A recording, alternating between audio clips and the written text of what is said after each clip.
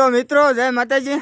આ છે ને આપણે પક્ષીઓ માટે ઝાડના કહડા મગાવ્યા હતા ને ચોમાસા માટે આવી ગયા છે અને હજી પણ બીજા પડ્યા છે અને બાજરાના ડુંડા પણ આપણે મગાવેલા છે તો એ પણ હાજરમાં આવી ગયા છે। જોવો તમે આપણે સ્પેશિયલ ચોમાસા માટે મગાવેલા છે।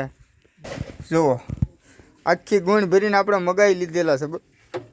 વાહ જો આ ઝાડના કહડા છે આપણે આને ટીંગાડી દેવાના વાળા હારે બાંધીને કમ્પ્લીટ કરીને જો આવી રીતે આમ ટીંગાડી દેવું ને એટલે પક્ષી ખાય ટીંગાતા બરોબર।